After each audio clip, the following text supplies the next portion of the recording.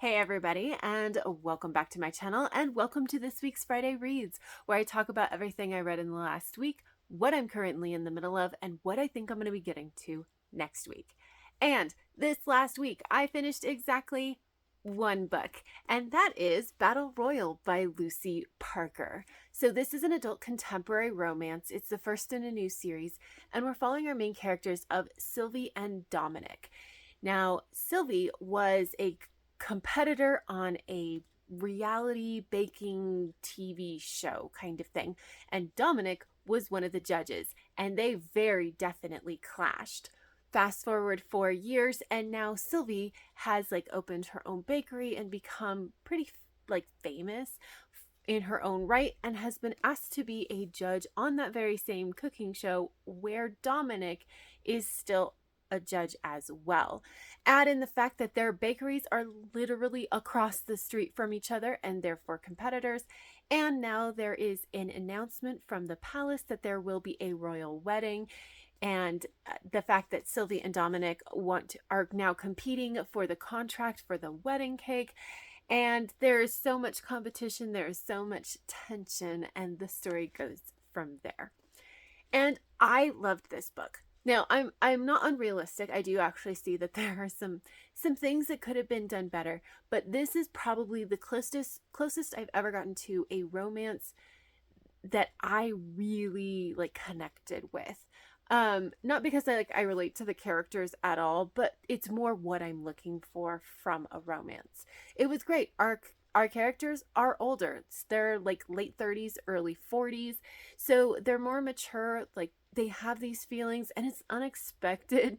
These feelings are unexpected, but they don't shove them away or say, oh no, it couldn't possibly be. They're just really? Okay, I guess.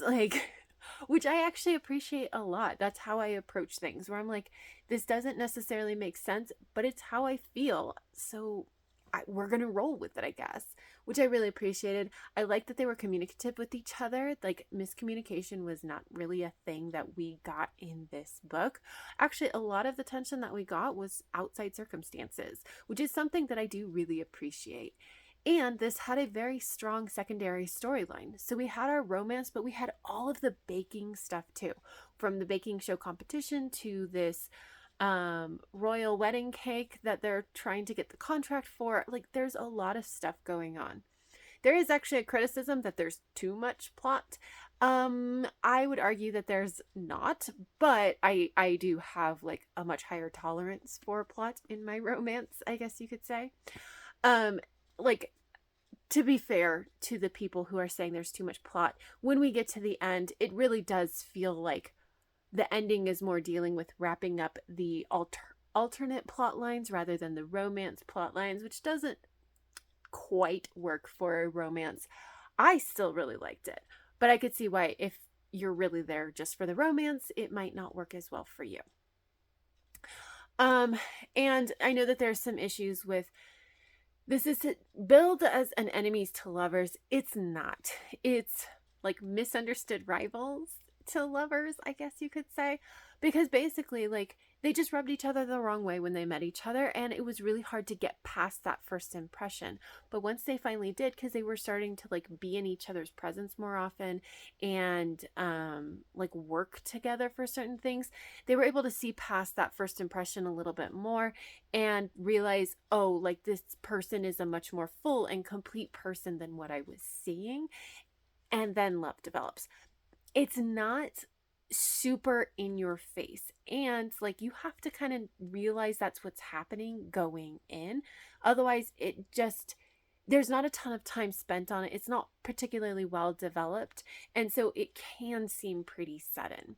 Now, I was okay with it because I understood what was happening for once. I actually got the underlying subtext, and I really liked it. So yeah, I had a really great time with this. There's going to be another one in this series, although I don't know when, and I'm a little upset because I know which couple it's going to be because it's definitely teased in this book, and I want it. But yeah, I really enjoyed it. I ended up giving it 4.5 stars. And that's it. That's all I finished this week. Once again, I just very definitely I did not have a ton of time. I did not have enough a ton of brain power. When it came time to go relax, it was just like, I want to do things where I do not have to think about anything. And so I did not do a ton of reading, but I did make progress in a couple of books. The first being The Voyage of the Basilisk by Marie Brennan. So this is an adult fantasy. We're following our main character of Isabel Camhurst, and this is actually written to be a fictional memoir. So our narrator is also Isabella Camhurst, Lady Trent, later known as Lady Trent. So she's writing this. She's got her little narration going on. And I've been enjoying this series. I do like this book, but I've really struggled to get into it. I'm now on page 148, and things are starting to happen a little bit more.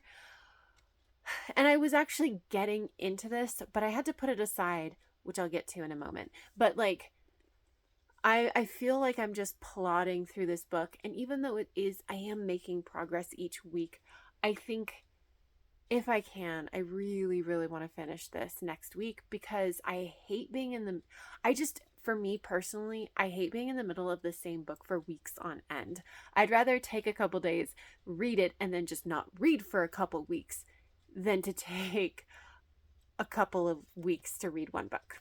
So I'm feeling a little bit about this, about how I am, about my progress, I guess I should say, in this book.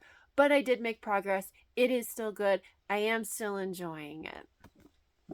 And then I did also pick up Honestly Elliot by Gillian McDunn. This is a middle grade book about Elliot, who has ADHD, and I don't remember exactly what happens. But it's a middle grade story. I'll find out. It's a contemporary. My older child asked me to read it, so I did. I did start. I'm on page 16, so not very far in. I can definitely see already why my older kid picked it, but I can also already tell that it's not necessarily going to be a book that I love. Hopefully that turns around, but that is my expectations. So I started it. I'm not terribly far into it. And then another book that I started. So I actually ended up putting aside Voyage of the Basilisk so that I could pick up A Curious Beginning by Dina Rayburn, which is the first book in the Veronica Speedwell books mystery series, I think it's called. I'm not sure, because I realized this is due on Saturday and I have not read it. So I was like, I'm going to pick it up and I'm going to read it. And that didn't go well either, because I haven't been reading almost anything. I'm 25 pages in, I think. Yeah, I'm on page 27. So not particularly far, not very far, considering I started this like 2 days ago. I really do need to, I want to read this because there has been consistently a wait list for this book. And so I don't want to have to go back on the wait list. So I'm going to try really hard to get to this. But I did pick it up because I have to take it back to the library soon. This is an adult mystery series, I believe. I actually don't know too much about this series, other than I read the description once, and I have a couple of people who I trust who have been raving about this series. So it's like, I'll try it. It is a historical where we've got our main character of Veronica Speedwell. She is a very interesting character. Even within the first chapter, I was just like, absolutely, yes, I love you as a character. She definitely bucks the norms for 1887, I believe we're in. So, which I really, really appreciate. I have read a couple of other chapters. So I read like 3 chapters. And I don't love all the foreshadowing that's happening in chapters 2 and 3, but hopefully we'll get past that pretty quickly. And like I said, I'm only 26 pages in, so it's not like I'm that far into it. So to have like any other major thoughts about it. But that's it. That's everything that I'm in the middle of. I did actually want to show you something that came in the mail. I got not book mail, but related. I got some bookmarks in the mail today that I ordered from G over at Book Roast, and they're beautiful. So I wanted to share them. So this is one of them. It's got a beautiful tassel. And then this is the other one. It's very shiny in person too, in the back. Like my 5-year-old looked at it and was just like, Mom, they're so shiny. They're beautiful. It's like, yes, I agree. I very much agree with that statement. Anyway, I wanted to show it off. I'll leave G's channel link down below in case you're interested. So what am I going to be reading next week? Obviously, my priority is A Curious Beginning. I need to get this back to the library so that other people may also enjoy this book. I also obviously want to get to Honestly Elliot and Voyage of the Basilisk because I'm in the middle of them. Voyage of the Basilisk, especially because I've been in the middle of it for so long. Honestly Elliot, especially because like my older child picked it out and I do try to prioritize their reads. And then if I'm feeling absolutely wild, I might throw in another book to the mix. And that is most likely going to be Square Cubed by Mira Grant. This is a horror novella. I figured this might be a nice book to kick off spooky season kind of reading. But that's it. Those are all the things that I think that I'm going to may get to next week. I feel like it's going to be a minor miracle if I finish even one book by next week. But we shall see how it goes. That is it. So if you have any thoughts or feelings about any of the books that I mentioned in this video, please leave me a comment down below or let me know what you are in the middle of. I'd love to hear it. But that's it. So if you like this video, please give it a thumbs up, subscribe if you want to, and until next time, have happy reading, and I will see you in my next video. Bye.